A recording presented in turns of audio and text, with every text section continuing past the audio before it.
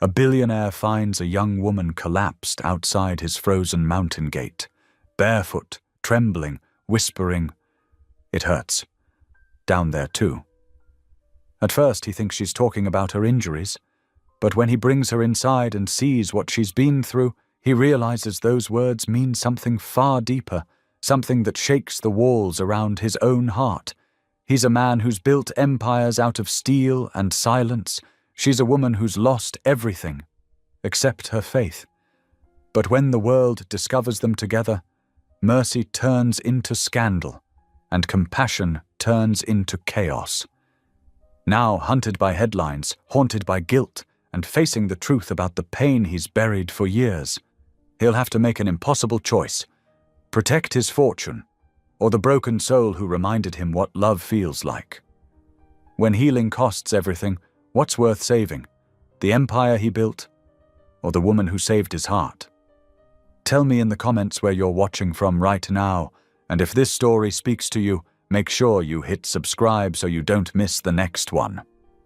The November fog clung thick and heavy to the Rocky Mountains, wrapping Gavin Rourke's sprawling estate in a suffocating grey blanket. Inside his master bathroom, where imported marble stretched from floor to ceiling, the billionaire tech mogul gripped the edges of his custom vanity, head bowed. The headlines from the morning papers still burned in his mind. Tech titan throws thousands into unemployment. Rourke's heartless holiday layoffs. Billionaire chooses profits over people. His knuckles whitened against the marble. The bathroom's recessed lighting cast harsh shadows across his face, a face he couldn't bring himself to look at in the mirror.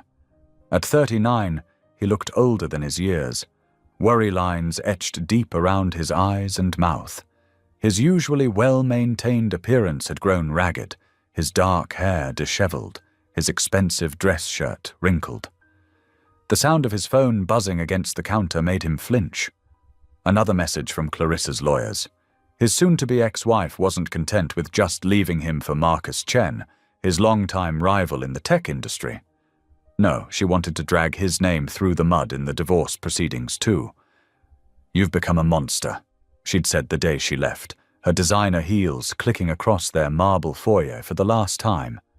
"All you care about is your precious company, your numbers, your legacy." The worst part was, he couldn't entirely disagree with her. Gavin finally forced himself to look up, meeting his own hollow gaze in the mirror. Dark circles shadowed his eyes, evidence of too many sleepless nights spent agonizing over quarterly reports and profit margins. The decision to lay off 3,000 employees right before the holidays hadn't been easy, but it had been necessary to keep the company afloat. At least that's what he kept telling himself. The vast emptiness of his mountain estate pressed in around him. The 20,000-square-foot home had never felt so large, so cold.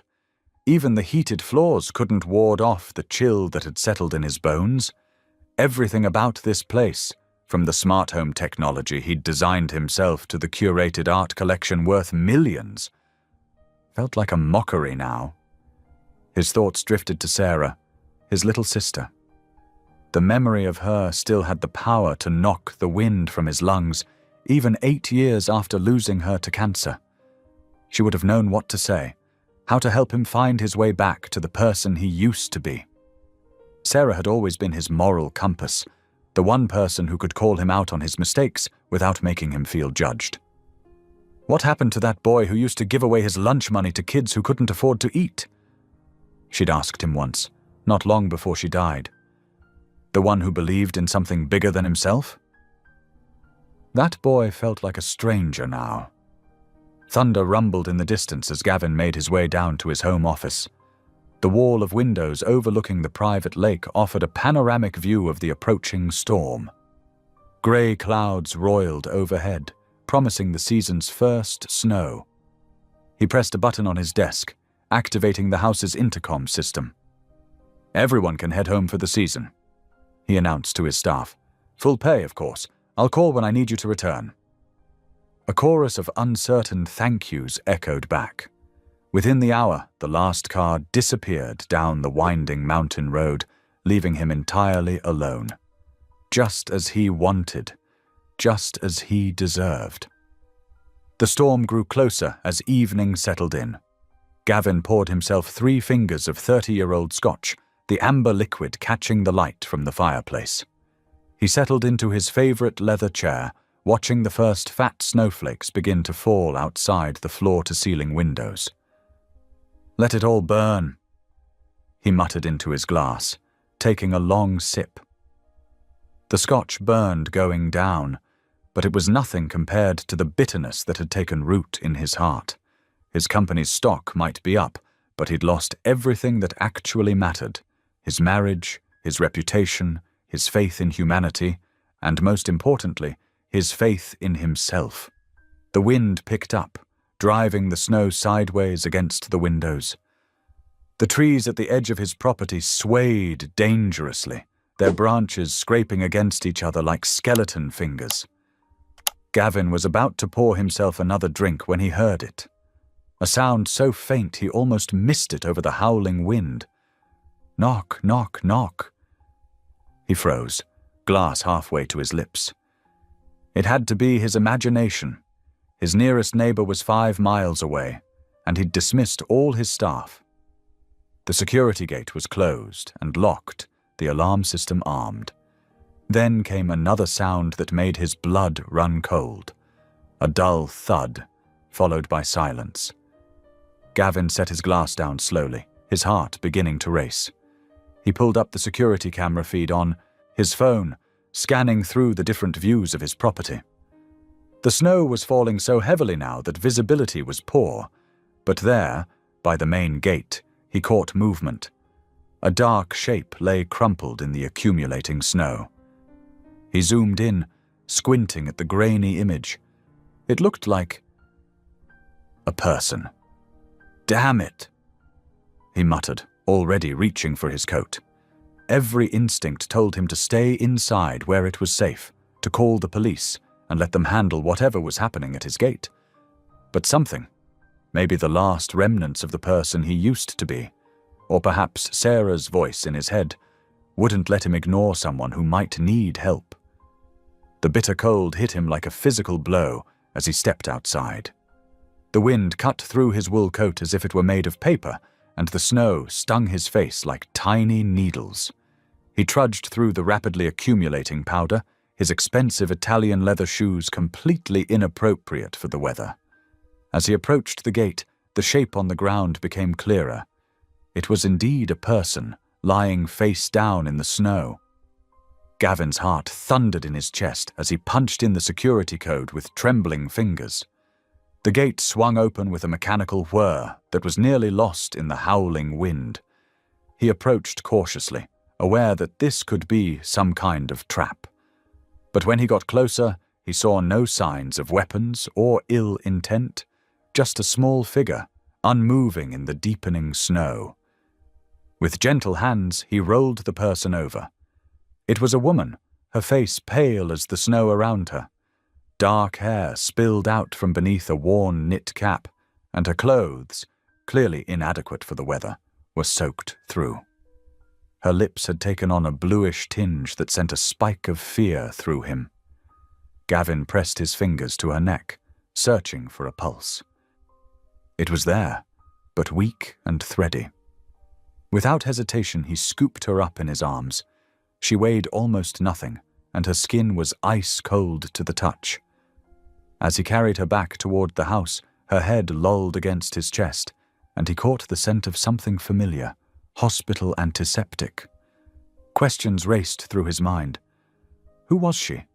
Where had she come from? The nearest hospital was over 30 miles away. Had she walked all that way in this weather? And more importantly, why? But those questions would have to wait. Right now, he needed to get her warm before hypothermia claimed another life on his conscience. As he kicked the front door shut behind them, the storm raged on, sealing them both inside his mountain fortress with secrets yet to be revealed.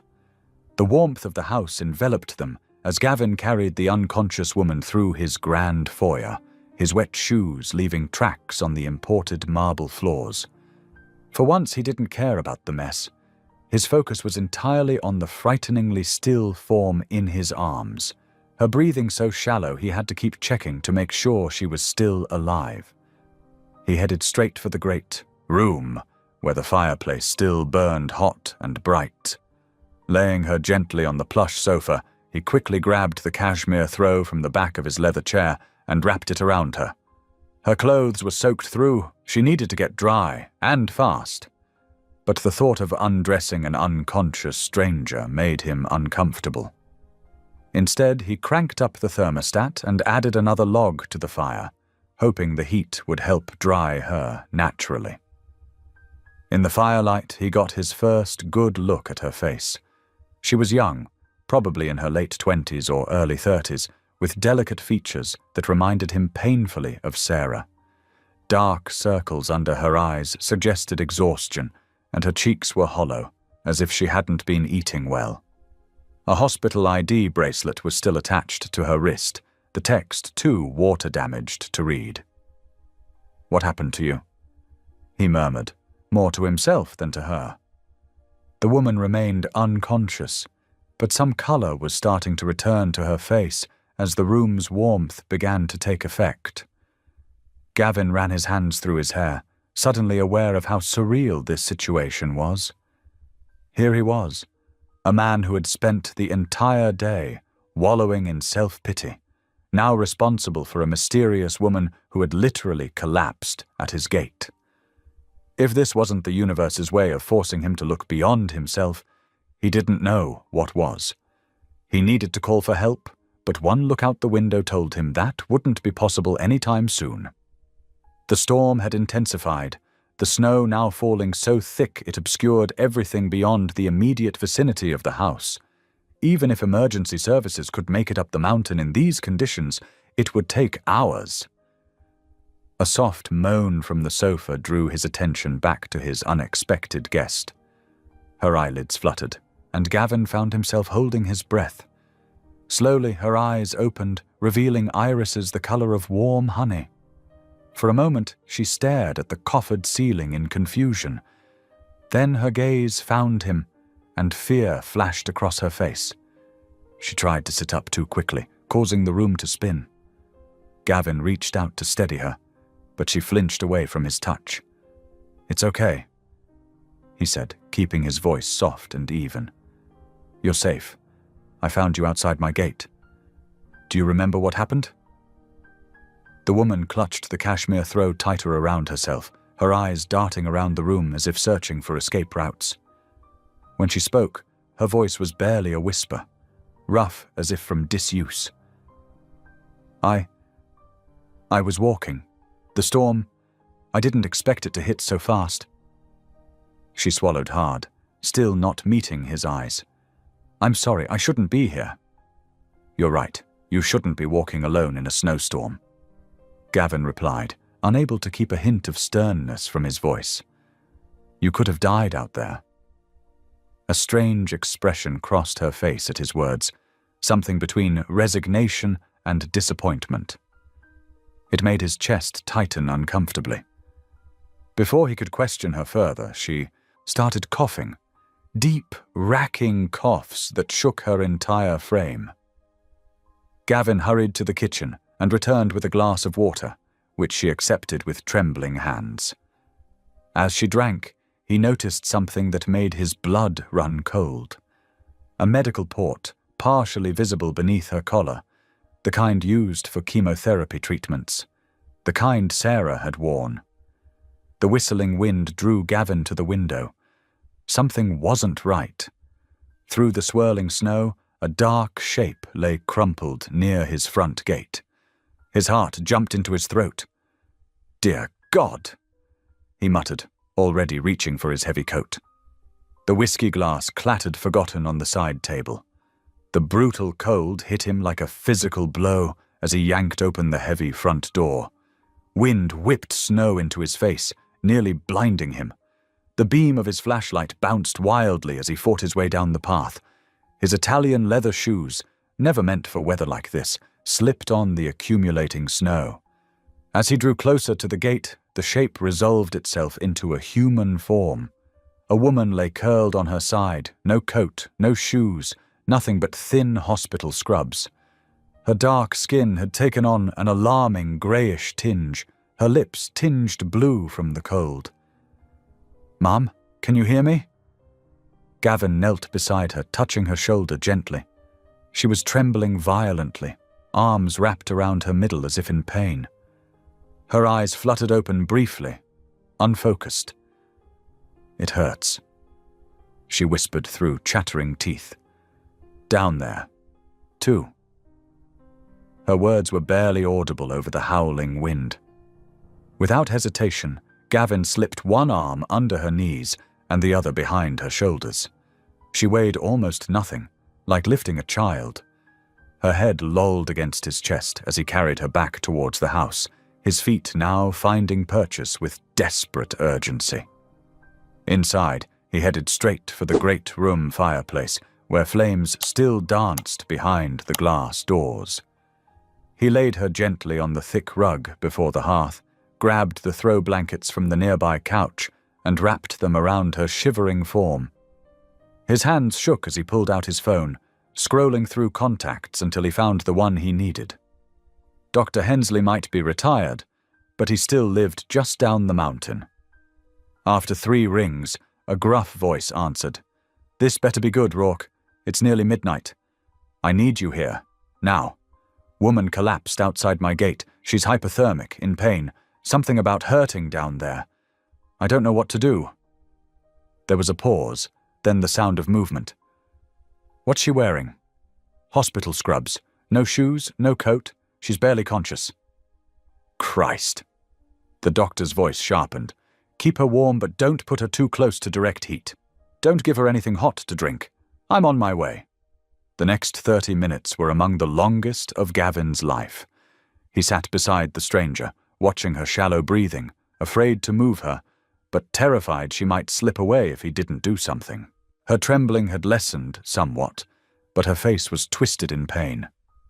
Finally, heavy boots sounded on his porch. Gavin yanked open the door to reveal Dr. Hensley, snow-coating his thick grey hair, medical bag in hand. The older man brushed past him without ceremony, heading straight for his patient.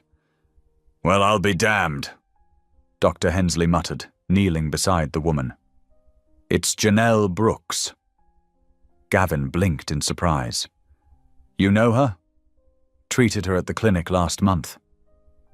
The doctor's practiced hands checked her pulse, her temperature, her pupils. "She's been through hell. Cancer diagnosis 6 months ago. No insurance, no family to speak of. The women's shelter's been helping her, but they closed last week due to funding cuts." Something cold and heavy settled in Gavin's stomach. He watched as Dr. Hensley gently examined his patient, speaking to her in low, soothing tones when she stirred. "She's not injured," the doctor finally announced, straightening with a grunt. "Exhausted, dehydrated, and still recovering from surgery. The pain she mentioned, it's not just physical. She had a hysterectomy 3 weeks ago. Aggressive uterine cancer. They got it all, but..." He shook his head. The shelter closing couldn't have come at a worse time. Gavin stared down at Janelle's face, seeing it differently now.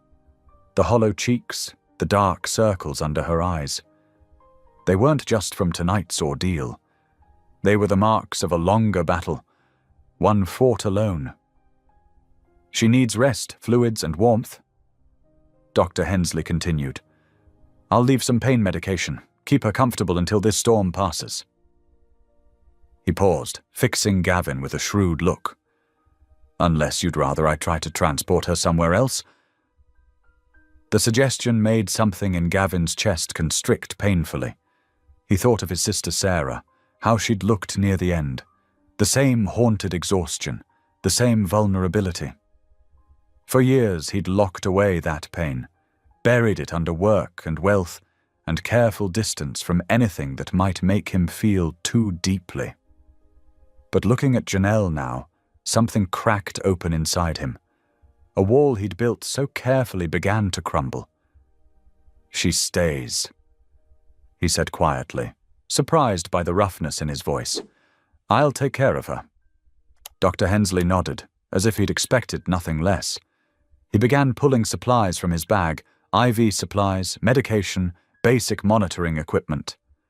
"I'll get her started on fluids. You got a guest room ready?" Gavin nodded, already mentally preparing the closest bedroom. He'd sent his staff away, but the rooms were always maintained. "I'll get it set up." As he turned to go, Dr. Hensley's voice stopped him. "Gavin." He looked back. The doctor was watching him with an expression he couldn't quite read. Sometimes the people who need help the most are the ones who never ask for it. Remember that. The words followed Gavin as he climbed the stairs, echoing in time with his footsteps.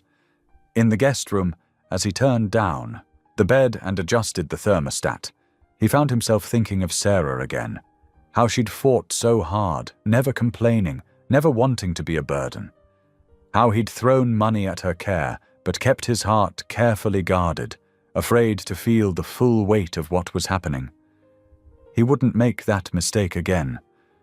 Whatever Janelle Brooks needed, he would provide it, not just with his wealth, but with his presence. Something told him that this night wasn't just about saving her. Maybe in some way he didn't yet understand, it was about saving himself too. Sunlight filtered through heavy curtains, casting a warm glow across Janelle's face. Her eyes fluttered open, confusion clouding her features as she took in the unfamiliar surroundings. The bed beneath her was impossibly soft, wrapped in what felt like a cloud of blankets. For a moment she wondered if she was dreaming. The events of the previous night came back in fragments, the biting cold, the desperate walk through the snow, the pain that had finally brought her to her knees. And then, warmth. A man's strong arms, a doctor's gentle hands. She pushed herself up slowly, wincing at the tenderness in her abdomen. The room was larger than any bedroom she'd ever seen, decorated in muted blues and greys. A fire crackled softly in a stone fireplace across from the bed. A knock at the door made her jump. "Come in," she called, her voice raspier than she expected. The door opened, and Gavin Rourke stepped in, carrying a tray. He moved with the careful precision of someone unused to such tasks, his expression a mixture of concern and awkwardness. "Good morning," he said, setting the tray on the bedside table. "I brought breakfast. Dr. Hensley said you should try to eat something." Janelle's eyes widened at the spread before her, a steaming bowl of oatmeal topped with fresh berries, toast with honey, and a cup of what smelled like chamomile tea. "This is very kind of you," she said, pulling the blankets closer around her shoulders. "But I've already imposed too much. I should go." "You should eat," Gavin interrupted firmly, though his voice remained gentle. "The storm's still bad outside, and Dr. Hensley was clear about you needing rest."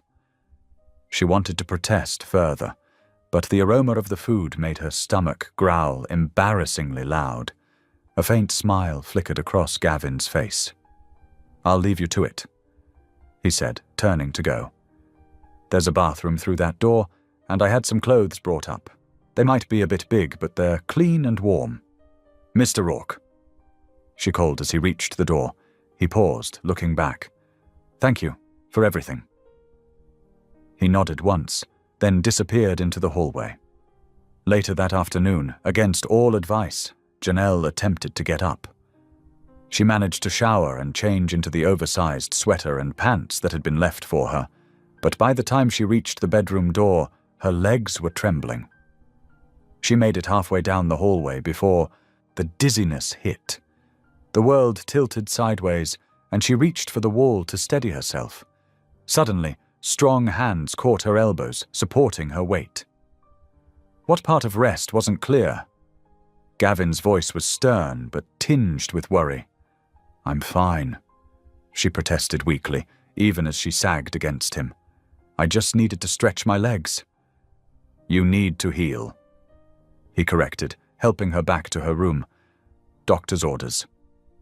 Over the next few days, a routine developed.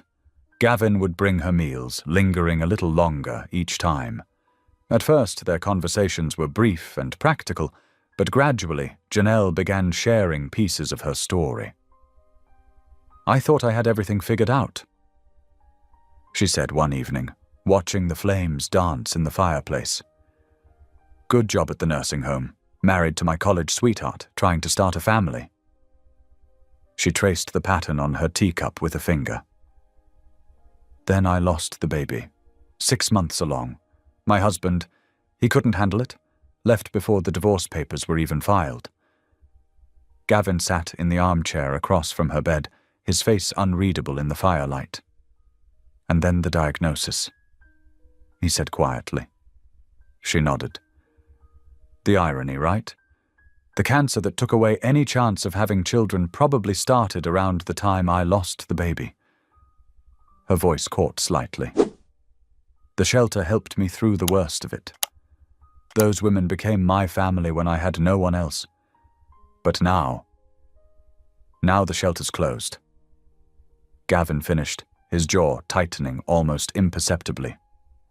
"Budget cuts," she confirmed. "I was trying to make it to my cousin's place in Denver when the storm hit."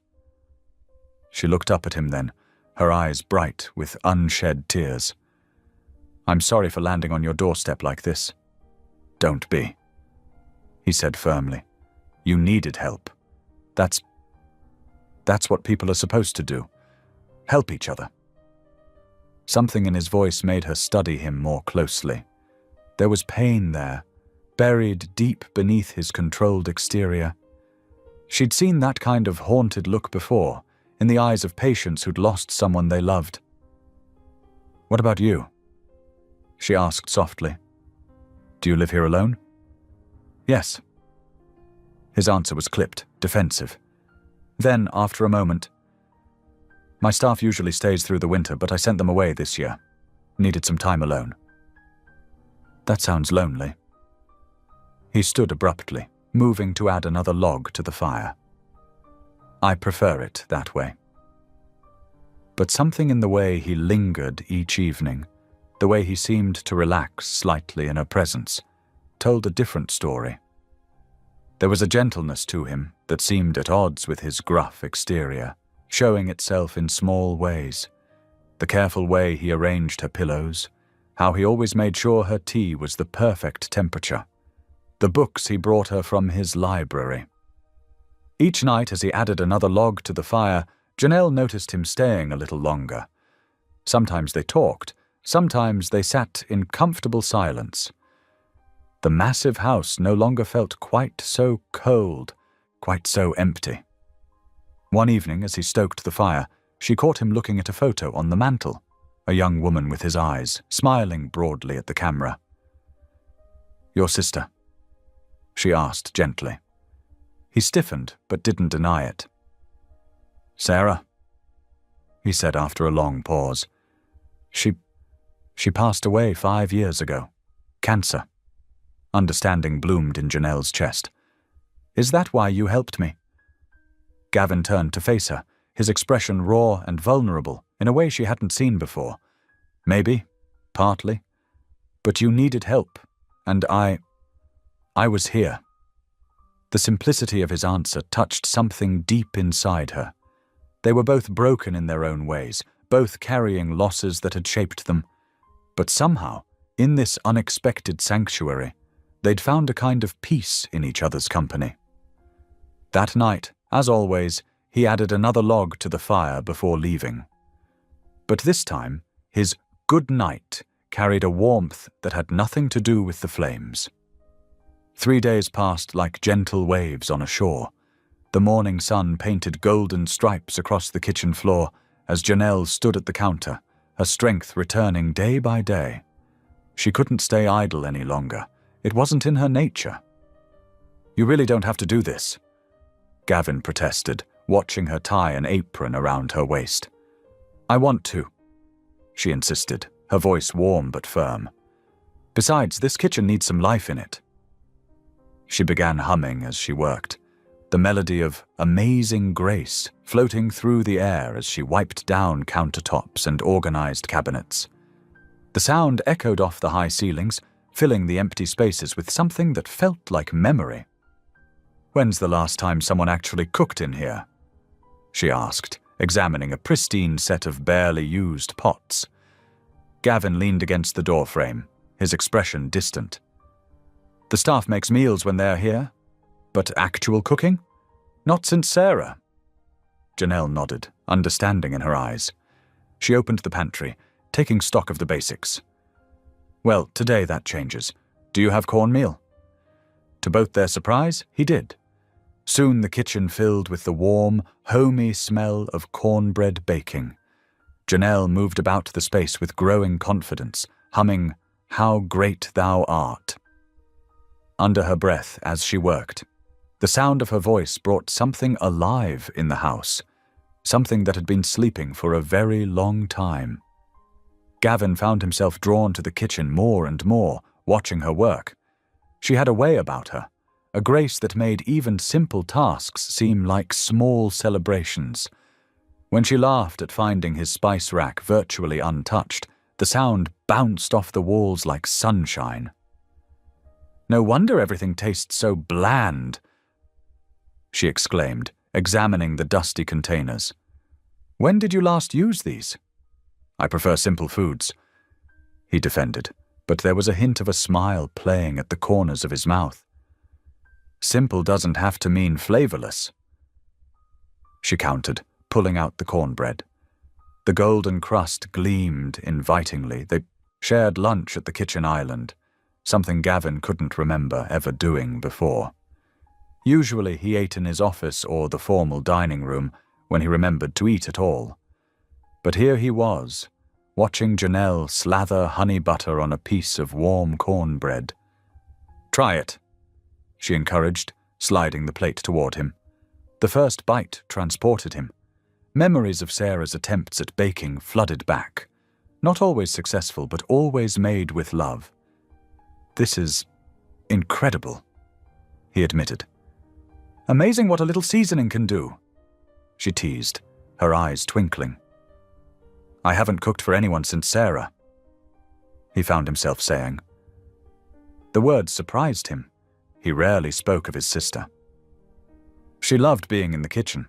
Not that she was very good at it, but she tried. Always experimenting with recipes. Janelle's smile was gentle. Sometimes the trying is more important than the result. The afternoon light shifted, casting long shadows across the floor. Outside, snow began to fall in lazy spirals. The sound of a truck pulling up broke their comfortable silence. "That'll be Doug with the firewood," Gavin said, rising from his seat. Doug Peterson was a local handyman who'd been delivering firewood to the estate for years. As they loaded the wood into the garage, Doug's eyes kept darting towards the house, where the smell of freshly baked cornbread still lingered. "Heard some talk in town," Doug ventured, stacking another log. "About you having company up here?" Gavin's jaw tightened slightly. "She's recovering from surgery. Needed a place to stay." Sure. Doug nodded, but there was a knowing look in his eyes that made Gavin uncomfortable. "Just surprised is all. You being alone up here so long."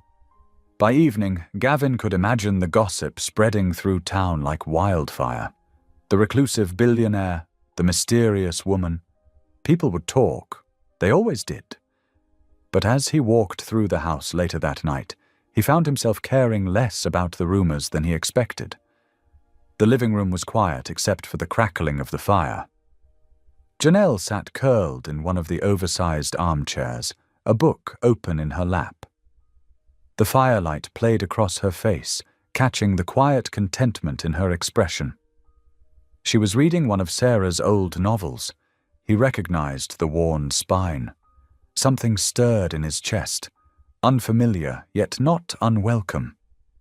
It felt like the first warm day after a long winter, like something frozen beginning to thaw. For the first time in years, the house didn't feel like a mausoleum of memories. The sound of Janelle's humming still echoed in the hallways. The smell of cornbread lingered in the kitchen, and here in the living room, the firelight seemed warmer somehow.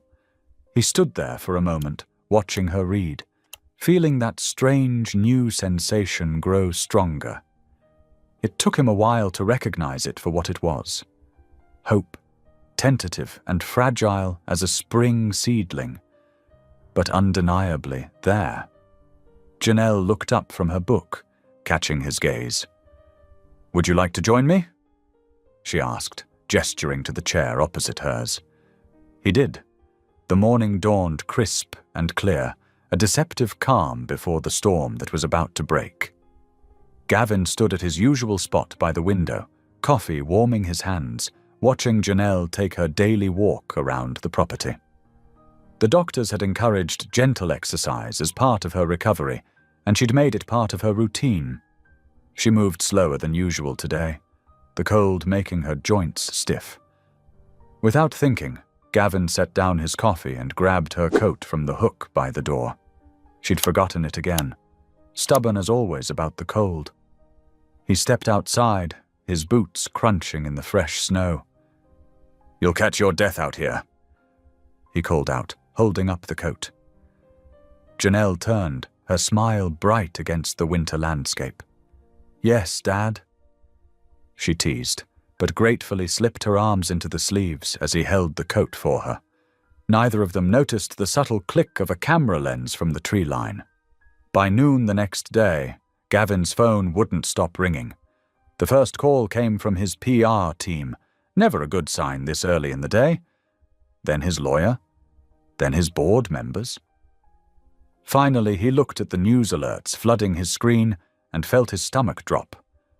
The photo was everywhere. Him helping Janelle with her coat, her smile caught in perfect profile, his hands lingering perhaps a moment too long on her shoulders. The headlines were brutal. "Heartless billionaire hides in the mountains with mystery woman. Rourke's secret mountain romance. Tech titan's cabin fever. Who is she?" The stories beneath were worse, full of speculation and insinuation. They dug up everything. The shelter where Janelle had stayed, her medical history, even her former marriage. They'd twisted something pure into something tawdry, turning their quiet healing into tabloid fodder. Gavin's hands shook as he scrolled through the articles. The photographer must have trespassed on his property, hiding in the woods like a vulture. The invasion of privacy made his blood boil, but it was the violation of Janelle's dignity that truly enraged him. He found her in the kitchen, staring at her phone with tears in her eyes. "I'm so sorry," she whispered, looking up at him. "I never meant to cause trouble." "You have nothing to apologize for," he said firmly. "This is my fault. I should have had better security." But she was already moving, gathering her few belongings. "I should go. I'm well enough now, and this isn't fair to you." "Janelle, stop." He caught her arm gently as she passed. "You don't have to leave. Look at what they're saying about you." She thrust her phone at him, showing more headlines, more cruel speculation. "They're calling me your mountain mistress. They're saying I'm taking advantage of you, that I'm just after your money. Some are even suggesting I faked being sick to—" "I don't care what they say," Gavin interrupted. "None of it is true, and we both know that. But your reputation has survived worse." He took her shoulders, much like in that damned photograph, but this time to steady her. "I promise I can protect you from this. Just, please stay." The moment hung between them, fragile as spun glass. Then Gavin's phone rang again, and this time the caller ID made his blood run cold. Harrison and Associates, Clarissa's lawyers. "Mr. Rourke," the smooth voice began as soon as he answered. "I'm calling regarding some concerning developments. Mrs. Rourke, ex-Mrs. Rourke," Gavin corrected sharply, "is deeply worried about your recent behavior. The isolation, the erratic decisions, now this situation with an unknown woman. She believes these actions demonstrate a pattern of mental instability that makes you unfit to lead your company. Gavin's grip on the phone tightened. What exactly are you suggesting? Mrs. Rourke plans to petition the court for an emergency evaluation of your competency. Given your history with depression after your sister's passing and these new concerning behaviors, she believes half the company's shares should be placed in protected status under her management until you've received proper treatment. The threat was clear. Clarissa was using this situation to make a grab for his company. She'd always resented that he'd protected his assets before their marriage, keeping the company solely in his name. Now she'd found a way to try to take what she couldn't get in the divorce. Tell Clarissa she can go to hell, Gavin said coldly, and hung up. But his hands were shaking again as he set down the phone. Everything he'd built, everything he'd protected was suddenly at risk. And for what? Because he'd shown kindness to someone in need? Because he'd finally started to feel human again? Janelle stood watching him, her bag half packed on the kitchen counter. That was about me, wasn't it? No, he said firmly. It was about Clarissa being Clarissa, using any weapon she can find. Then I'm definitely leaving. I won't be used as a weapon against you. She reached for her bag, but Gavin was faster, placing his hand over hers. If you leave, they win, he said quietly. Clarissa, the tabloids, all of them. They get to decide what's real and what isn't. They get to turn something good into something ugly. Is that what you want? Janelle's hand trembled under his. What I want doesn't matter. Your whole life is at stake. Your company, your reputation. Maybe it's time I fought for something that actually matters. The words came out before he could stop them, but he realized as he said them that they were true. My reputation? It's built on quarterly profits and stock prices. My company? It's just numbers in a computer. But this? He gestured to the space between them, to the home they'd somehow built in these few weeks. This is real. Outside, snow began to fall again, thick and heavy, blanketing the world in white, would trap them here, at least for a while. But Gavin found he didn't mind. Let the storm come. Let Clarissa plot. Let the tabloids speculate. For the first time in years, he had something worth fighting for. Janelle looked up at him, her eyes still uncertain, but no longer filled with tears. You really want me to stay? I really do. He managed a small smile.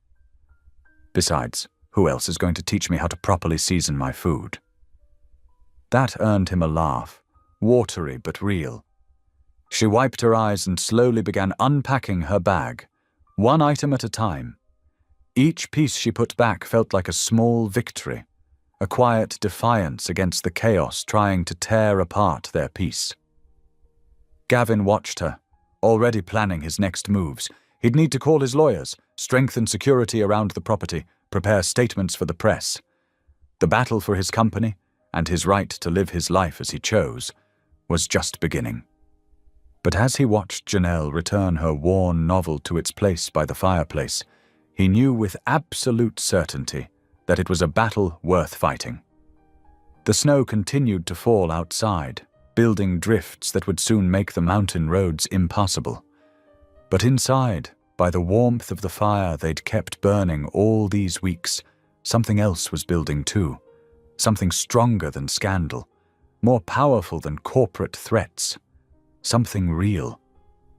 The morning sun glinted off fresh snow as Gavin's black Range Rover wound its way down the mountain road toward Aspen Ridge. His knuckles were white on the steering wheel, jaw clenched against the thought of facing people's judgment. But beside him, Janelle sat calm and composed, watching the snow-laden pines pass by their window. You don't have to do this, he said for the third time since breakfast. Yes, I do. Her voice was gentle but firm. Hiding only makes people imagine the worst. Besides, she added with a small smile, We need groceries unless you plan on eating plain oatmeal for another week." The town of Aspen Ridge came into view, a picturesque mountain community with Victorian-style buildings lining Main Street, their roofs topped with fresh snow. As they pulled into a parking spot outside Wilson's general store, heads turned. Two women outside the coffee shop stopped mid-conversation to stare. Janelle straightened her second-hand coat, the one she'd arrived in, now cleaned and mended. "Ready?" Gavin nodded, though his throat felt tight. He hadn't been into town in months, preferring to have supplies delivered. Now he felt exposed, vulnerable in a way his wealth usually protected him from. The bell above Wilson's door chimed as they entered. Mrs. Wilson herself stood behind the counter, her eyes widening at the sight of them. But before she could react, Janelle stepped forward with a warm smile. "Good morning. Those are beautiful poinsettias in your window. Did you grow them yourself?" Mrs. Wilson blinked, clearly thrown off guard by the genuine friendliness. "Why, yes, I did. In my greenhouse out back. They're gorgeous. My grandmother used to grow them too." Janelle moved through the store with natural grace, selecting fresh vegetables and staples, drawing Mrs. Wilson into a conversation about winter gardening. Gavin followed, pushing the cart, aware of the whispers and stares, but amazed at how Janelle seemed to deflect them with simple kindness. She knew everyone's names somehow, greeted the stockboy Tommy, asked about Mr. Peterson's hip replacement, complimented Sarah's new haircut. These were people she'd met during her brief time in town before illness had forced her into the shelter. When they reached the checkout, their cart full of fresh ingredients, Janelle pulled out a worn wallet. Gavin started to reach for his, but she shook her head. "I can pay for my own groceries," she said quietly. "I may not have much, but I have enough for this." He understood then. This wasn't just about groceries. It was about dignity. Outside, snow had started falling again in lazy flakes. Janelle pointed to the small white church across the street, its steeple reaching toward grey clouds. "Would you mind if we stop there? I promised Reverend Ellis I'd help with the food bank when I was stronger." The church interior was warm and smelled of coffee and old hymnals. They found Reverend Ellis in the basement, surrounded by cardboard boxes and canned goods. The pastor's weathered face creased into a smile when he saw them. "Janelle and Mr. Rourke, this is a surprise." "Please, just Gavin," he said, suddenly remembering the last time he'd seen Ellis, at a charity gala 3 years ago, when he'd written a large check but barely spoken to anyone. "We've come to help," Janelle announced, already rolling up her sleeves. "These food boxes won't organize themselves." For the next 2 hours, they sorted donations, packed boxes, and labeled them for delivery. Gavin found himself working alongside people he'd never really seen before: the retired schoolteacher, the young mother with 3 kids, the mechanic who'd lost his job at the mine. They didn't treat him like a billionaire or a scandal. They just handed him cans to sort and boxes to stack. At one point, while Janelle was showing a volunteer how to efficiently pack the boxes, Reverend Ellis appeared at Gavin's side. "I remember when you funded our roof repair," the pastor said quietly. "That check meant a lot. But this?" He gestured to Gavin's hands, dirty from carrying boxes. "This means more. People forgive faster when they see you doing good, not just defending yourself." The words hit home, making Gavin pause in his work. "I'm not sure I deserve forgiveness." "None of us do. That's what makes it grace." Ellis smiled and handed him another box to fill. By early afternoon, they'd finished the food bank work, but Janelle wasn't done. "I have an idea," she said as they walked back to the car. "Remember those potatoes we bought? What if we made dinner for the kids at the youth center?"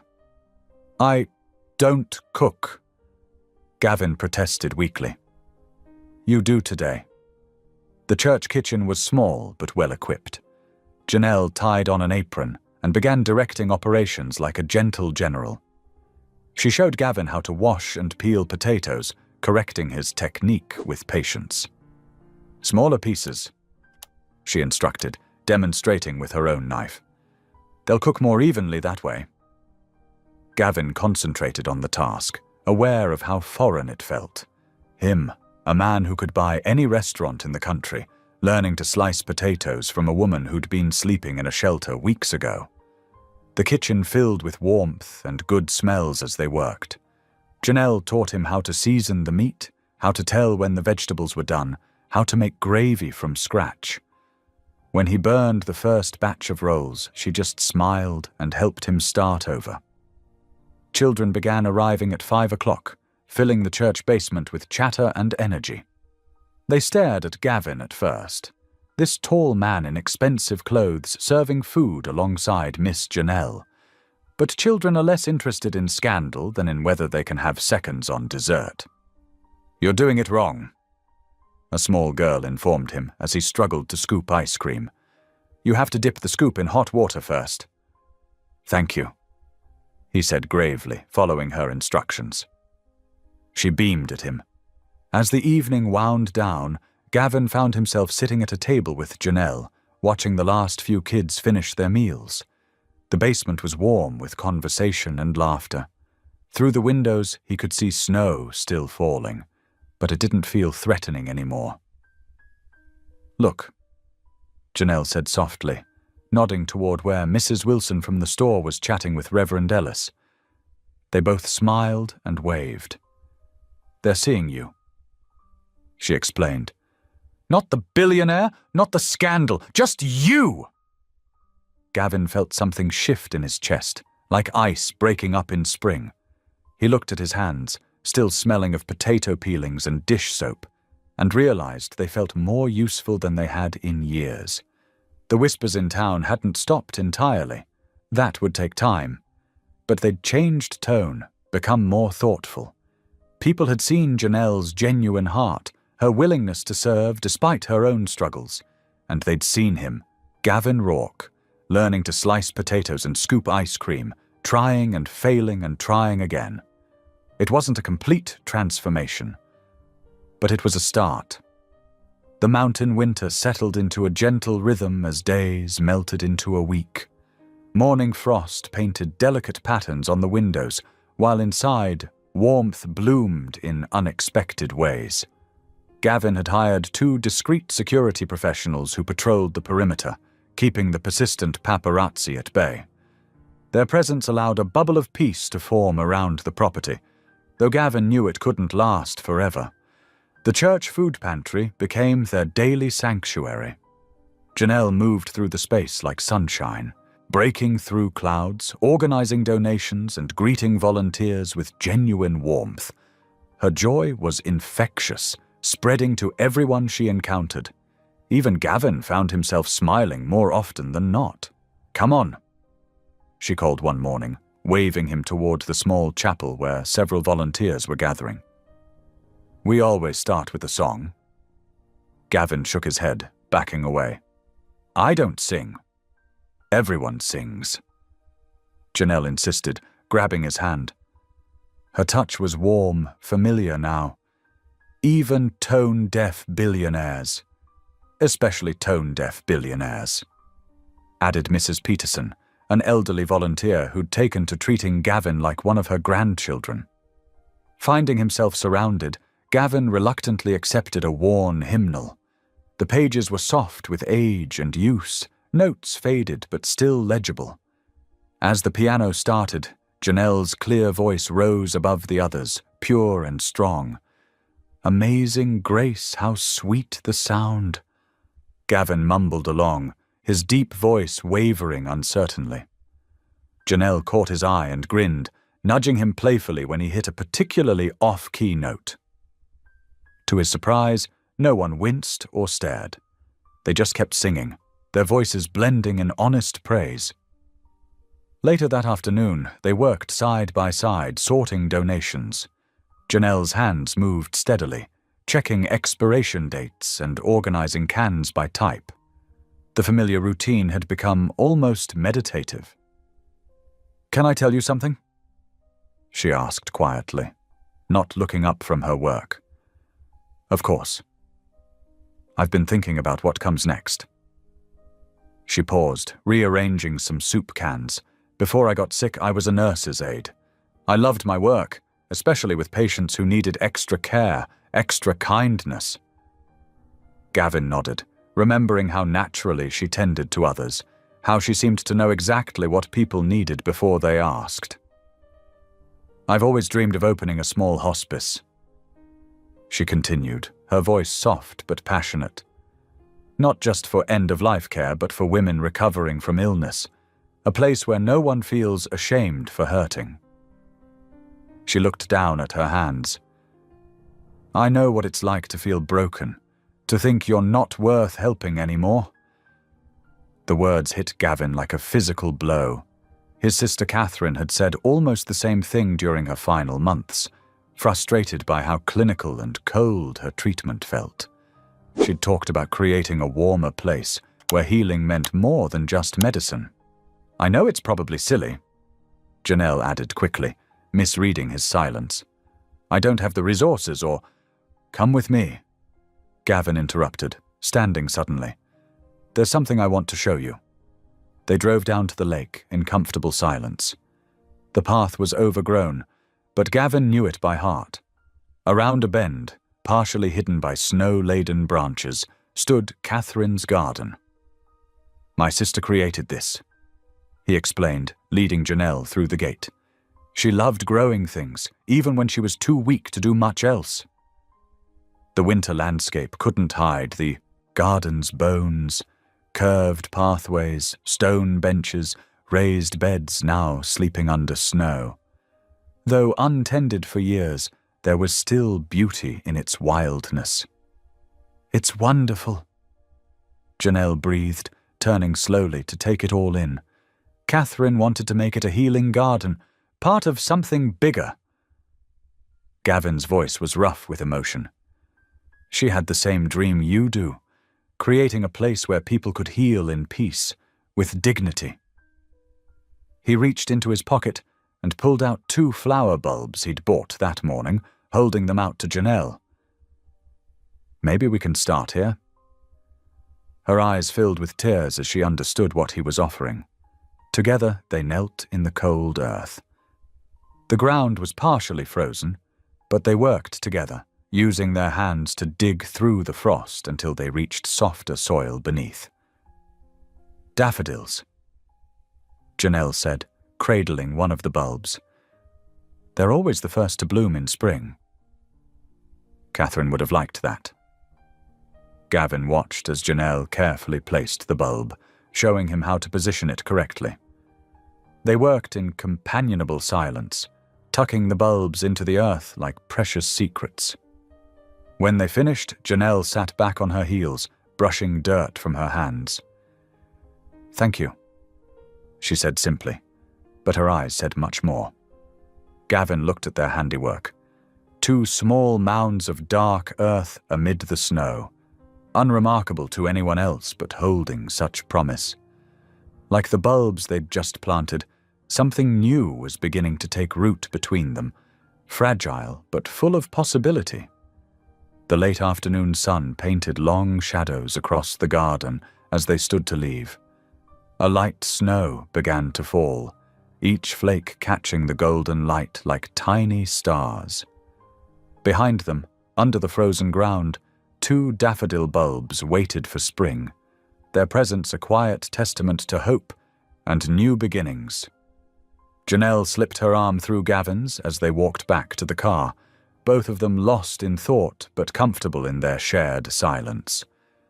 The security team nodded respectfully as they passed, maintaining their protective perimeter, but even their serious presence couldn't diminish the peace of the moment. They had planted more than just flowers that afternoon. They had planted the seeds of a dream, one that would require patience, care, and faith to grow. But looking at Janelle's quiet smile, Gavin felt something he hadn't experienced in years, the certainty that some dreams were worth waiting for. The following week brought a gentler touch to the mountain air. The heavy snow began to melt, dripping steadily from pine branches and creating tiny rivulets down the rocky paths. Nature seemed to mirror the gradual thawing happening within the walls of Gavin's estate. One evening, as the sun dipped below the mountains, Janelle appeared at the main house's door, hugging herself against the chill. "The heating system in the guest house is making strange noises," she said apologetically. "And it's getting pretty cold in there." Gavin immediately ushered her inside. "You should have said something sooner. There are 5 empty bedrooms up here. Pick whichever one you like." That night marked the beginning of a new routine. Instead of retiring to separate buildings, they found themselves drawn to the massive stone fireplace in the main living room. Gavin would build a fire while Janelle made them hot chocolate. "Proper hot chocolate," she insisted. "Not that powdered stuff." They sat in the oversized leather chairs, the crackling flames casting dancing shadows on the walls. Their conversations meandered like mountain streams, touching on memories both sweet and bitter. "I used to climb trees all the time as a kid," Janelle shared one evening, curled up with her feet tucked beneath her. "Drove my mama crazy. She'd look up and there I'd be, waving from the highest branches of our backyard maple." Gavin smiled, watching the firelight play across her face. "I was more of an indoor kid, always taking things apart to see how they worked. Lost more than a few allowances replacing things I couldn't put back together."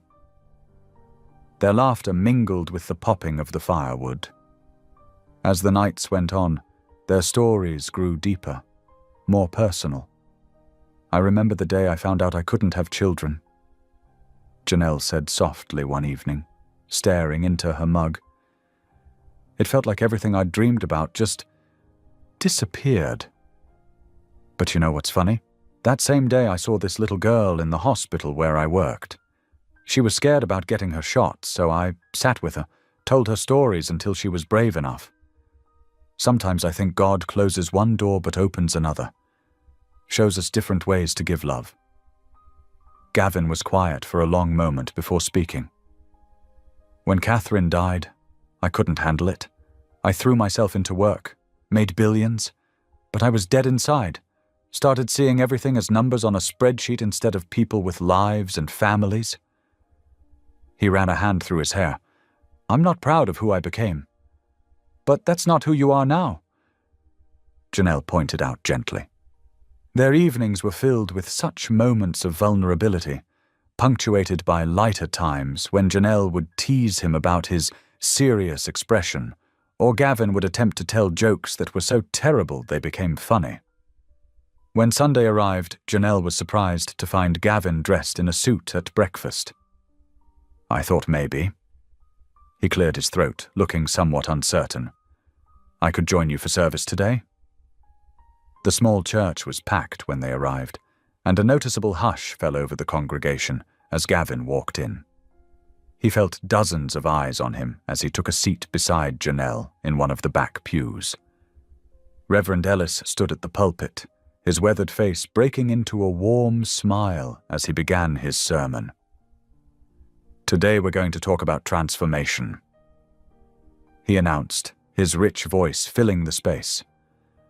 "About how even the longest winter eventually gives way to spring, and how the hardest heart can thaw under the warmth of grace." Gavin felt the words sink deep into his consciousness, aware that many in the congregation were stealing glances at him. But instead of the judgment he expected, he saw curiosity and, increasingly, acceptance.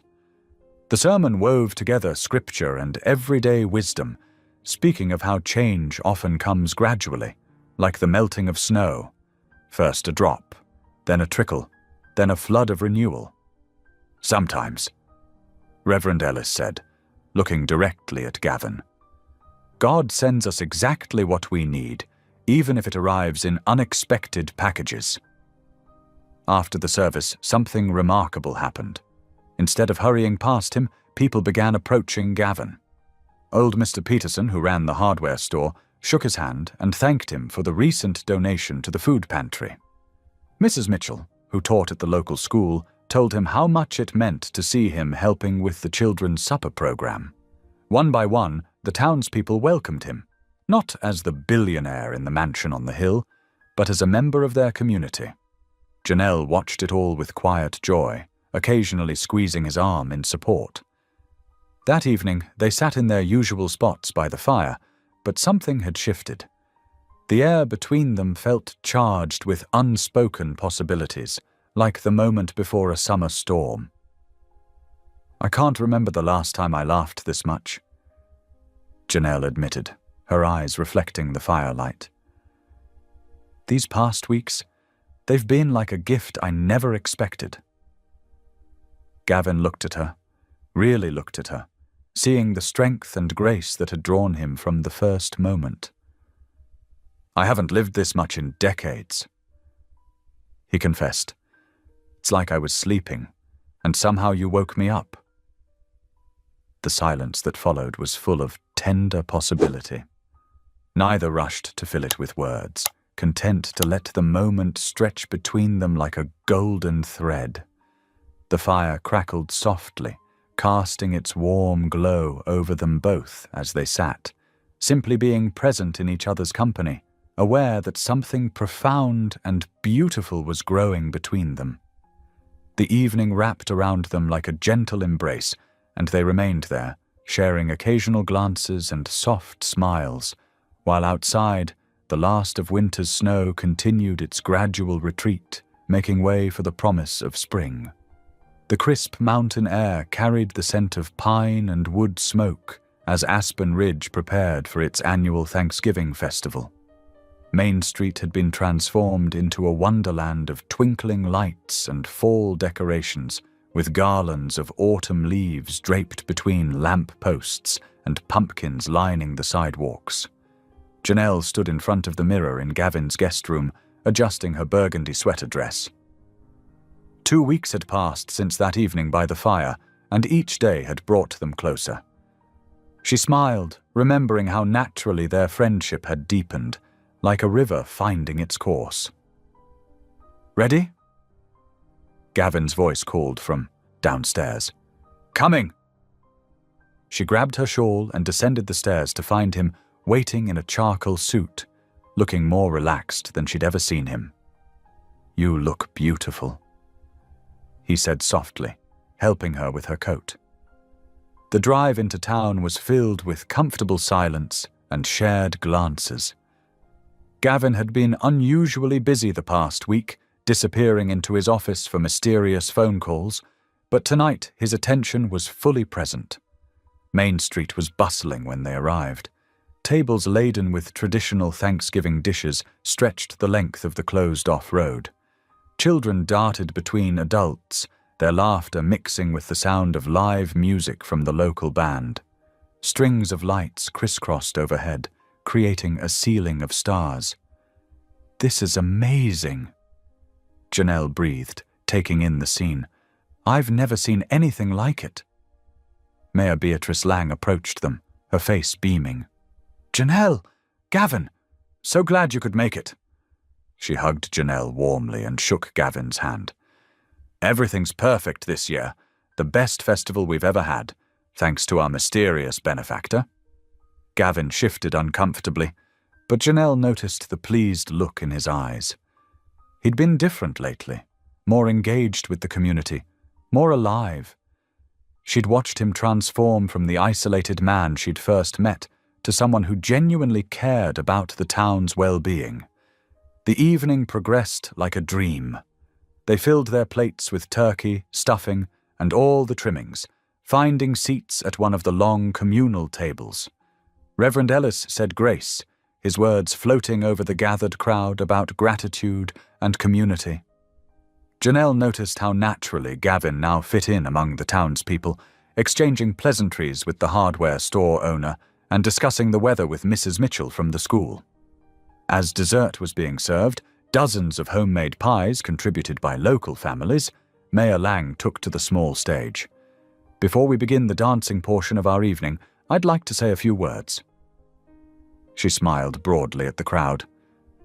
"This year's festival is special. We've been blessed with an anonymous donation that made all of this possible.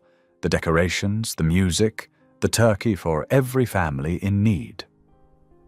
Janelle felt Gavin tense beside her. "But I believe in giving credit where credit's due," the mayor continued.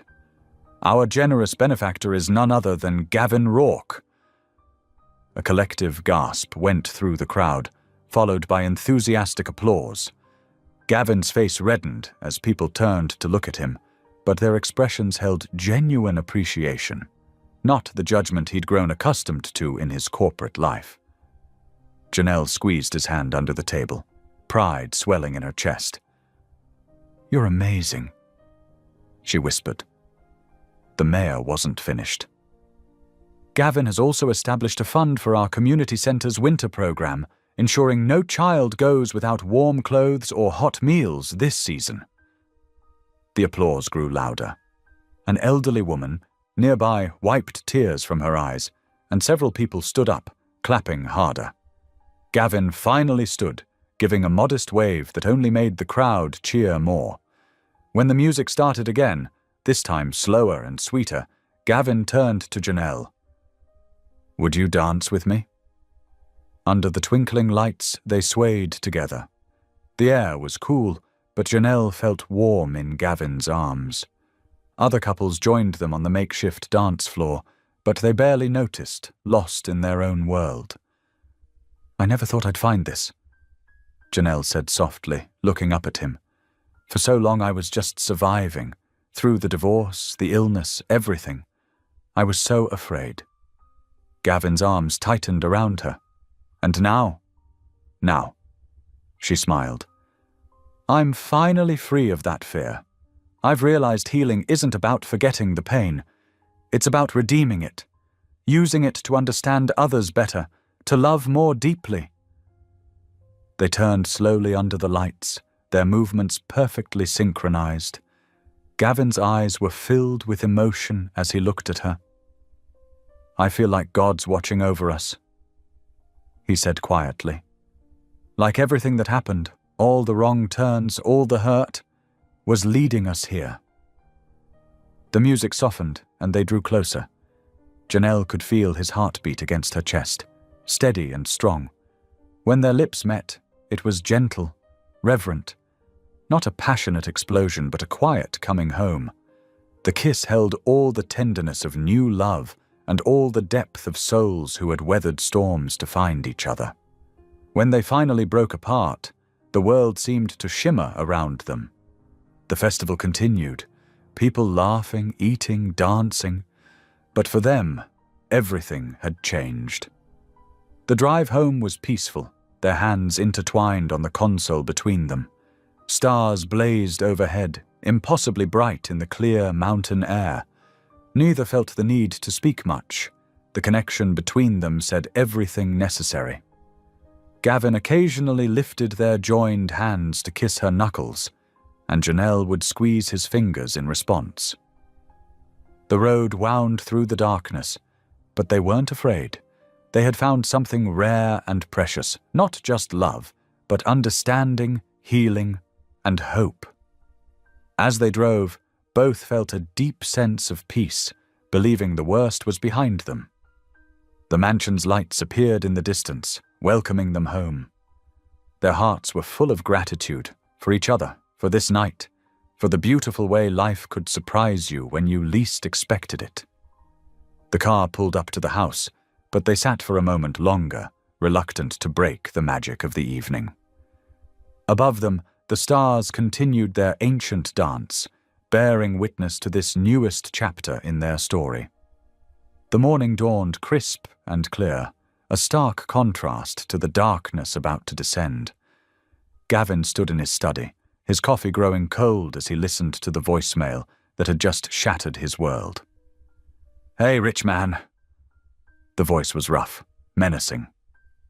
"Saw you've been keeping my Janelle nice and cozy. Thing is, she belongs with me, always has. Tell her Marcus sends his love, and that we'll be catching up real soon." Gavin's hand tightened around the phone until his knuckles turned white. He'd heard about Marcus Hale from bits and pieces of Janelle's story. The manipulation, the emotional abuse, the way he'd tried controlling her, even through her illness. "Everything okay?" Janelle appeared in the doorway, wrapped in one of his oversized sweaters, her face concerned. Gavin deleted the message, forcing a smile. "Just some business matters. I need to meet with my lawyer in town. Shouldn't be more than an hour or two." She nodded, though something in his expression made her uneasy. "I thought I'd help Reverend Ellis organize the church library while you're gone." "Be careful," he said, more intensely than he meant to. When she looked startled, he added, "It's supposed to rain later." The drive into town was tense, Gavin's mind racing with possibilities. His lawyer, Sandra Chen, was already waiting at her office when he arrived. "We need a restraining order," Gavin said without preamble. "And I want to know every legal option we have for keeping Marcus Hale away from Janelle." Sandra listened as Gavin explained the situation, her expression growing grave. "I'll start the paperwork immediately. But Gavin, these things take time. If he's already making threats—" "I know." Gavin ran a hand through his hair. "I've hired additional security, but I can't watch her every second." "Maybe you should tell her about the threat," Sandra suggested gently. "She's finally feeling safe again. I don't want to destroy that." Meanwhile, at the church, Janelle hummed as she sorted through boxes of donated books. The quiet space felt peaceful, sunlight streaming through stained glass windows. She didn't hear the footsteps behind her until it was too late. "Well, well, looking mighty comfortable in your new life." Janelle froze, the book in her hands tumbling to the floor. That voice, the voice that had haunted her nightmares. Marcus stood in the doorway, his familiar smirk twisting his handsome features. He looked exactly as she remembered, tall, muscular from construction work, with those dark eyes that could switch from charm to cruelty in an instant. "What are you doing here?" Her voice shook despite her effort to stay calm. "Can't a man check on his girl?" He stepped closer. "Saw you in the papers with your fancy new boyfriend, playing house in his mansion while I'm drowning in debt. I'm not your girl anymore, Marcus." Janelle backed away, her heart pounding. "Please leave." His face darkened. "You think you're better than me now? Think you can just run off with some billionaire? It's not like that." "No?" He moved faster than she expected, grabbing her arm. "Then what's it like? You using him like you used me? Let go." She twisted away, but his grip tightened. "Not until you give me what I deserve." His voice dropped to a growl. "That rich boy's got plenty to spare. 20,000 should do it." "I'm not giving you anything." Janelle found her courage, remembering all the therapy sessions, all the healing she'd done.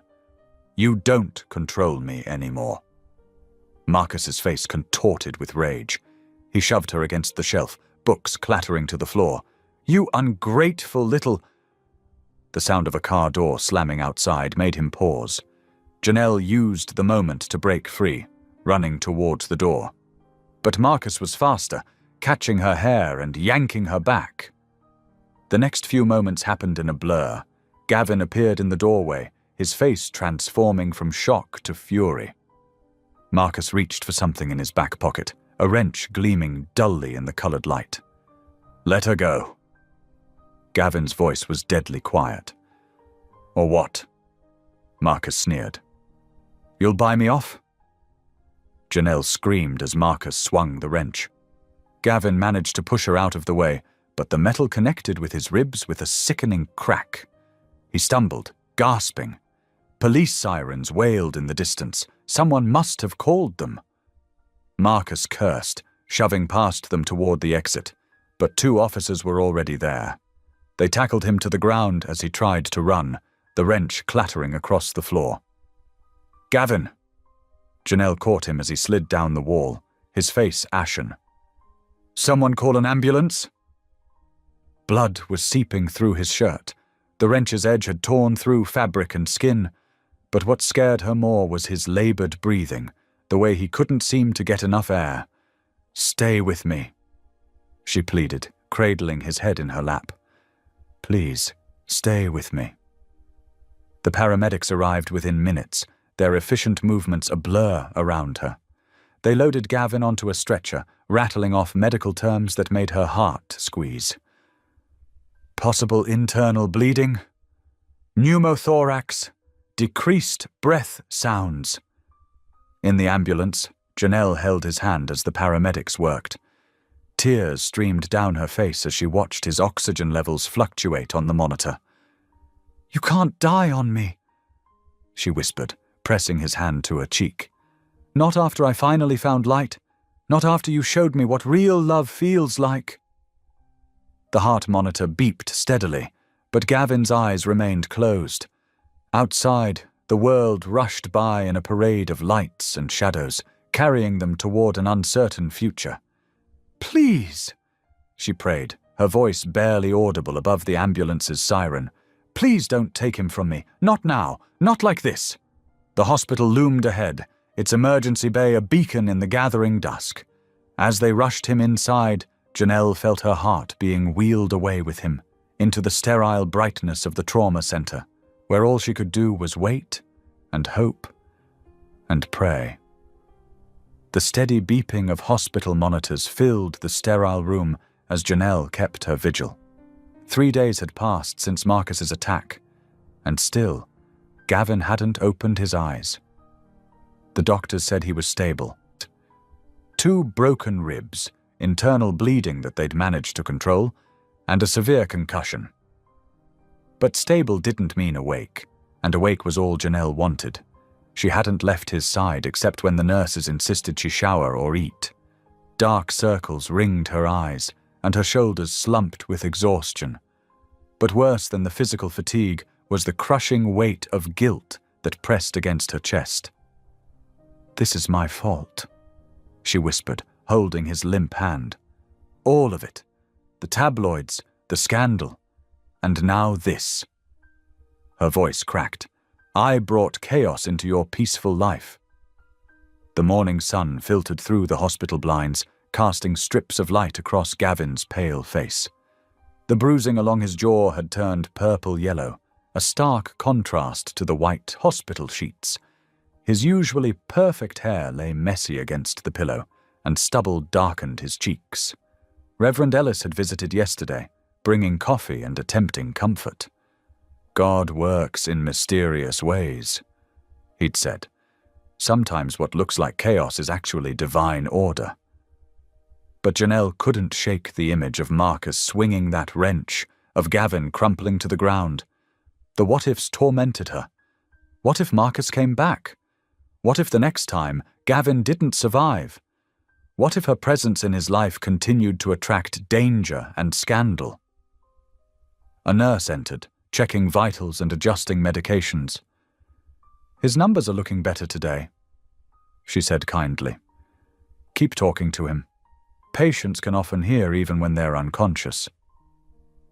When they were alone again, Janelle squeezed Gavin's hand. "Remember that first night by the fire?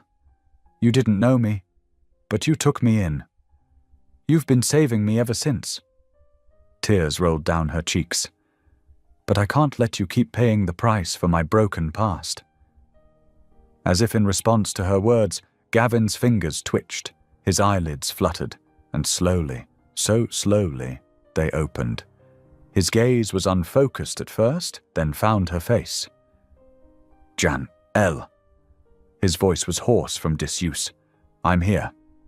She pressed his hand to her cheek, joy and guilt warring in her heart. "How do you feel?" He tried to shift and winced. "Like I got hit by a truck, or a wrench." Despite the pain, his lips curved in a weak smile. "You're okay." Typical Gavin, worried about her when he was the one in a hospital bed. "I'm fine. You're the one who played hero." "Not much of a hero." He coughed slightly. "Did they catch him?" "Yes. Marcus is in custody. They're charging him with attempted murder." Gavin's eyes closed briefly, then opened again. Good. He can't hurt you anymore. But he had hurt Gavin, and that was the problem. Janelle's resolve strengthened as she watched him struggle just to stay awake. She couldn't risk this happening again. The next few hours were a blur of doctors, tests, and careful optimism. Gavin was indeed stable, though he'd need weeks of recovery. He drifted in and out of sleep, each time checking that Janelle was still there. Late that night, when he was sleeping deeply, Janelle pulled out a notepad from her purse. Her hands shook as she wrote, "Dearest Gavin, you healed my heart when I thought it was beyond repair. You showed me what real love looks like, patient, kind, protective without possessing. But I can't destroy your world. My past is a storm that keeps finding me, and you deserve peace, not chaos. Thank you for the warmth of your fire, the safety of your home, and most of all for showing me I'm worthy of love. Maybe in another life, our timing would have been right. Please don't look for me. Know that wherever I am, I'll be praying for you. With all my heart, Janelle." She folded the letter carefully, placing it on his bedside table. Then she leaned down and pressed a gentle kiss to his forehead. "Goodbye," she whispered, memorizing his face one last time. The hospital corridors were quiet as she slipped away, her footsteps echoing on the linoleum floors. Outside, the night air bit at her tear-stained cheeks. She'd called a taxi earlier, and it waited now to take her to the bus station. As the car pulled away, she didn't look back. She couldn't. One glimpse of the hospital might break her resolve, and she had to be strong. For him. The next morning, Gavin woke to an empty room. His hand reached automatically for Janelle, finding only air. "Janelle?" His voice was stronger now, but no one answered. Then he saw the letter. His hands trembled as he read it once, twice, 3 times. Each word felt like another blow to his healing ribs, but this pain went deeper. "Nurse," he called, trying to sit up despite the protest of his injuries. "I need to leave." "Mr. Rourke, you're not cleared for discharge.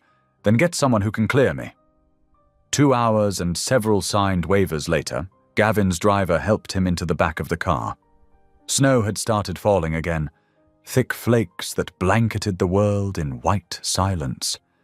The mansion loomed before him, grand and empty. Every step inside felt wrong without Janelle's presence. The kitchen still held the coffee mug she'd used 3 days ago. Her shoes still sat by the door. The blanket she loved was still draped over the couch. But the warmth was gone. Gavin made his way to the fireplace, their fireplace, where they'd spent so many evenings talking, laughing, healing. Now it was cold, the ashes swept away by the cleaning service. His legs gave out, and he sank to his knees on the hearth. The pain in his ribs was nothing compared to the ache in his chest. "God," he whispered, his voice rough with emotion. "I know I haven't talked to you in years, not since Sarah died." He swallowed hard. "But I'm talking now. Please, please don't let this be the end. I don't care about the money, the company, any of it. I need her. She makes everything make sense."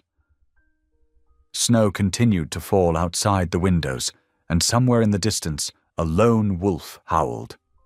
But inside, there was only silence and the sound of a broken man's prayers. The morning headlines hit differently that week. Tech billionaire's love story reveals hidden heart, splashed across the front page of the Mountain Times. Gavin sat in his study, coffee growing cold as he read through article after article. The tone had shifted. No more accusations, no more scandal. Instead, reporters were telling a different story. Local church food bank thrives under mystery donor, one headline proclaimed. Another featured Janelle's work with the elderly at the church, complete with photos of her gentle smile as she helped sort donations. The paparazzi who'd once stalked them for dirt now seemed intent on uncovering acts of kindness. Reverend Ellis had given an interview that changed everything. "What I've witnessed," he told the Denver Post, "is nothing short of a parable of grace. Two broken people finding healing through service to others. Isn't that what we all need?" The article detailed how Gavin had quietly funded repairs for the church roof, how Janelle had spent hours counseling women at the shelter. Their story, Reverend Ellis concluded, reminds us that redemption isn't about wealth or status. It's about the heart's capacity to love. Gavin folded the newspaper carefully, his hands steady despite the ache in his chest. He picked up his phone and dialed his lawyer. "Begin the process," he said quietly. "I want to liquidate everything." "Mr. Rourke, are you certain? The company's value—" "I don't care about the value." His voice was firm. "Sell my shares, all of them, and contact the best private investigators you know. Money is no object." In his office, Gavin created a spreadsheet of his assets. The numbers were staggering. Billions in company shares, real estate holdings, investment portfolios. He began methodically marking each for sale, his mouse clicking through the empire he'd spent decades building. The private investigators called daily with updates. They'd traced Janelle's bus ticket to Denver, but the trail went cold there. Still, Gavin refused to give up. He increased their budget, expanded their search radius. "Sir," one investigator said gently, "she might not want to be found." "Then I'll respect that," Gavin replied. "But first I need to tell her one thing, just one thing." Between calls and meetings, Gavin spent hours in Sarah's garden. The space that had been overgrown when he'd shown it to Janelle was transforming. He planted everything his sister had loved: purple coneflowers, black-eyed Susans, wild roses. His hands, more used to signing contracts than working soil, grew calloused from digging. The townspeople watched his transformation with curiosity. The man who'd once hidden in his mansion now attended church every Sunday, sitting in the back pew where he and Janelle had sat together. After services, he lingered to help stack chairs or sweep floors. "You don't have to do this," Reverend Ellis said one afternoon, finding Gavin weeding the church flower beds. No." Gavin sat back on his heels, wiping sweat from his forehead. "But I want to. She taught me that service isn't about obligation. It's about love." The Reverend nodded, understanding in his eyes. "The garden looks beautiful," he said, gesturing towards the estate visible on the mountainside. "Sarah would be proud." "It's not finished yet," Gavin replied, standing slowly. His ribs still ached sometimes, a reminder of that terrible day. "But it will be. Everything will be ready when Janelle comes home." "When?" Reverend Ellis asked gently. "Or if?" Gavin looked at the older man, his face weathered but peaceful. "When?" he said firmly. "I have to believe that. Faith, right? Isn't that what you've been teaching me?" The Reverend smiled, placing a hand on Gavin's shoulder. "You're learning well, my friend." That evening, as sunset painted the mountains gold, Gavin stood in Sarah's garden. The flowers swayed in the breeze, their faces turned toward the fading light.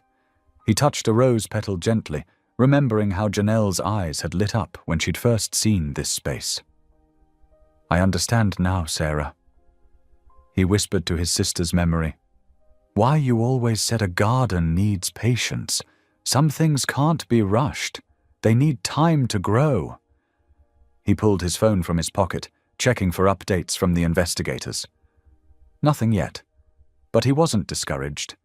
Every flower in this garden had started as a tiny seed, buried in darkness. With time, with care, with faith, they'd found their way to the light. Gavin looked out over his changing world, the mansion he was preparing to leave, the empire he was willing to walk away from, the garden blooming with new life. Somewhere out there, Janelle was finding her own path. But he believed, with a certainty that surprised him, that their paths would cross again. Until then, he would keep planting seeds of hope. December arrived with a vengeance, wrapping the Colorado mountains in sheets of ice and relentless snow. Gavin sat in his study, staring at an email that made his hands shake. "We've located Ms. Brooks." The message read, "She's working at Mountain View Hospice in Glenwood Springs, approximately 40 miles from your location. The facility is scheduled to close at month's end due to financial difficulties." His throat tightened. After weeks of searching, she was so close, just 2 towns over. He grabbed his coat and car keys, barely registering the slate-grey sky, heavy with impending sleet. The Range Rover's wipers fought against the freezing mix as Gavin navigated the winding mountain roads. Visibility dropped to mere feet ahead, but he pressed on, gripping the steering wheel until his knuckles went white. The 2-hour drive stretched into 3 as he carefully maneuvered through the treacherous conditions. Mountain View Hospice emerged from the fog like a humble sanctuary, a converted Victorian house with weather-worn blue paint and white trim. Gavin parked, his heart hammering against his ribs. Through the front window, warm light spilled onto the porch, a beacon in the growing storm. Inside, the air smelled of pine cleaner and fresh coffee. A volunteer at the front desk looked up, recognition flickering across her face. Before she could speak, Gavin heard it. That familiar voice, soft and melodic, floating down the hallway. He followed the sound to room 12, where the door stood partially open. There sat Janelle, perched on the edge of a bed, reading from a well-worn book to an elderly woman.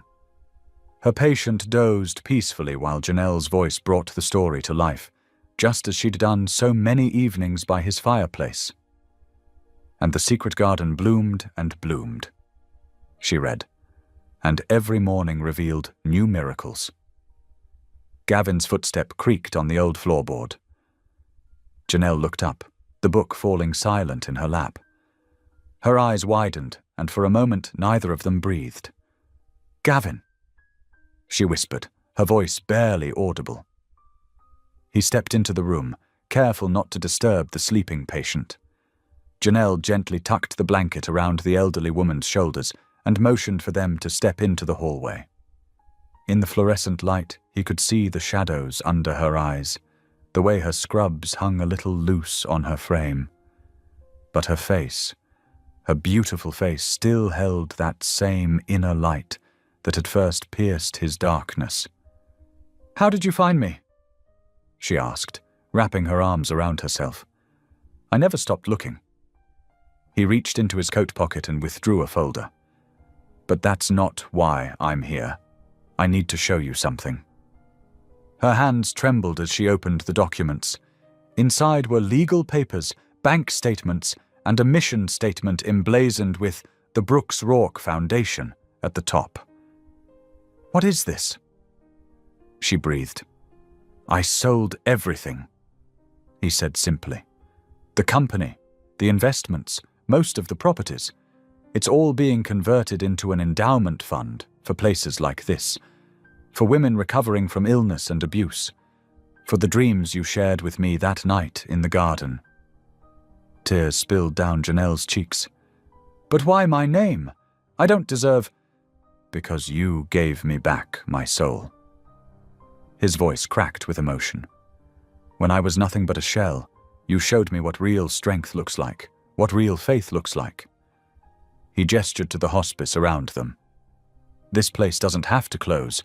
None of them do. The foundation will fund facilities across the state, starting right here." Janelle pressed a hand to her mouth, shoulders shaking with silent sobs. A passing nurse paused, concerned, but Gavin shook his head gently. "You can't just give away your whole empire," she protested weakly. "I already have." He smiled, the same soft smile she'd gradually coaxed from him during those precious weeks together. Turns out, letting go of everything I thought I needed helped me find everything I actually wanted. The hallway fell quiet except for the distant beeping of medical equipment and the soft shuffle of nurses' shoes. Outside, sleet tapped against the windows, but in here, in this moment, time seemed to stand still. The transformation of Mountain View Hospice began the very next morning. Gavin arrived at dawn with a truck full of supplies and a small crew of local contractors. The Victorian building's grounds, long neglected due to budget constraints, slowly came back to life under their careful attention. Janelle watched from the window as Gavin, sleeves rolled up despite the cold, helped install new benches along freshly laid stone paths. His movements were still careful, his ribs not fully healed, but his face glowed with purpose. When he caught her watching, he'd smile that gentle smile that made her heart skip. Over the next 2 weeks, the grounds evolved into something magical. They added raised flower beds for future spring plantings, strings of weatherproof lights that twinkled like earthbound stars, and a beautiful wooden gazebo painted the same soft blue as the main house. What had been an empty yard became a sanctuary where patients could find peace. "We're hosting a benefit dinner next week," Gavin announced one evening as they walked the new paths together. "Both towns, all the locals who've supported us. It's time to show them what their faith in us has created." The night of the benefit arrived with perfect winter weather, just enough snow to make everything sparkle, but not enough to keep people away. The hospice glowed with warmth and welcome. Volunteers had transformed the main gathering room into an elegant dining space, with white tablecloths and centerpieces of winter greenery. Guests began arriving at 6 o'clock, familiar faces from both Aspen Ridge and Pine Valley mingling together. Dr. Hensley chatted with local business owners who'd donated supplies for the renovation.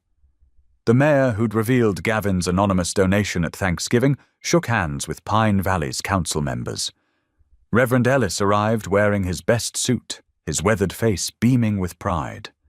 As everyone found their seats, he stood to deliver the blessing, his deep voice filling the room with warmth. "Lord," he began, "we gather tonight to celebrate renewal, not just of this building or these grounds, but of spirits and hearts. We've witnessed your grace through the hands and hearts of Gavin and Janelle, who remind us that broken things can be made beautiful again. Bless this place of healing, bless these servants of your love, and bless all who find shelter here. Amen." Janelle wiped tears from her eyes as the crowd echoed the Amen. She reached for Gavin's hand under the table, squeezing it tight. He squeezed back, but she noticed a hint of nervous energy in his posture. The reason became clear after dinner. Gavin stood, gently pulling her to her feet beside him. "I have something to show you," he said, leading her and the guests to the main entrance hall. There, covered by a cloth, hung something on the wall. With trembling hands, Gavin pulled the covering away to reveal a beautiful wooden plaque. Carved in elegant letters were the words, "Brooks Haven, where healing begins." Janelle's hands flew to her mouth. "You're renaming it." "This was always your dream," he said softly. "A place where no one feels ashamed for hurting. Every woman who comes through these doors will know they're not alone." The applause from their guests faded into background noise as Janelle traced the letters of her name with shaking fingers. All those nights of dreaming, all those prayers whispered into darkness. Here they were, made real in wood and love. Later, after the guests had gone and the cleanup was done, Gavin and Janelle walked out to the garden. Despite the late hour, the path lights created a gentle glow, and someone had lit the candles in the gazebo. The snow fell in lazy spirals, adding to the magic of the moment. They sat on one of the new benches, close enough that their breaths mingled in the cold air. The sound of laughter drifted from inside, where a few volunteers were finishing up. "Do you remember?" Gavin said softly. That first night at my gate? You were in so much pain, and you told me it hurts down there too. Janelle nodded, remembering the deep ache of loss and shame that had driven her into the mountains that night. I know now what you meant. He continued, his voice thick with emotion. That kind of pain goes deeper than any physical wound, but I've learned something beautiful since then. God heals everything, even hearts that seem beyond repair. He brushed a snowflake from her cheek, his touch as gentle as a prayer. Around them, the garden stood as testament to that truth.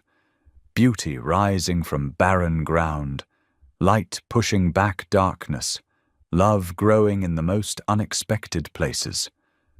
The morning dawned with extraordinary clarity, painting the mountains in shades of amber and rose. Sunlight streamed through the tall windows of Brooks Haven, casting warm patches across the polished floors. The gentle notes of classical piano music drifted through the hallways as hospice staff moved quietly, serving breakfast to their patients. In the kitchen, the aroma of fresh coffee and warm cinnamon rolls filled the air. Nurses chatted softly with residents while delivering trays, their gentle laughter mixing with the melody floating from the common room's speakers. Through the windows, frost sparkled on the garden paths like scattered diamonds. Gavin and Janelle stepped out into the crisp morning air, their breaths creating small clouds in the cold. Their fingers intertwined naturally as they walked the winding path through the garden they'd created together. The morning frost had touched everything. Each branch, every late-blooming flower, the wooden benches, coating the world in delicate white. The rising sun painted the mountains in shades of pink, the majestic peaks seeming to glow from within. It was the kind of morning that made everything feel possible, that made the struggles of the past seem distant and conquered. They paused near a cluster of winter-hardy roses, their heads still holding tight to the season's last blooms. Janelle reached out to touch one gently, a smile playing across her face. You know, she said softly, I used to feel so broken inside, like there were pieces of me that would never fit back together. She turned to face him, her eyes bright with unshed tears. I don't feel that way anymore. Gavin's hand tightened around hers. My whole life was numbers and profit margins. He replied, his voice rough with emotion. I thought success meant watching my bank account grow, but now... He placed his free hand over his heart. Now it beats for something real, for helping others, for love. They walked on until they reached the edge of the lake, where the water stretched out before them like polished glass. The sunrise reflected perfectly on its surface, creating a mirror world of gold and rose. This was where their story had begun, where he'd found her that stormy night, where everything had changed. Gavin turned to face her, the morning light catching in his eyes. That night, he said softly, you came to me out of the storm. I've been thinking about that lately. Maybe that's how God saves men like me, through angels who bleed. Janelle smiled through the tears that spilled onto her cheeks, leaning into his solid warmth. Together they stood in comfortable silence, watching as the light spread across the mountains, painting everything in shades of hope and promise. The cold morning air wrapped around them, but neither felt its bite. They had found a warmth that went deeper than temperature, a healing that reached past their scars.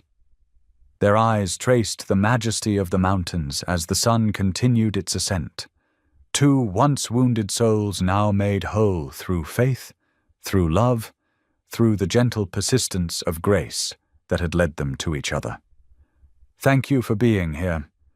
If something in this story stayed with you, I'd love to see you again. Subscribe, and tomorrow I'll bring you another story crafted with heart.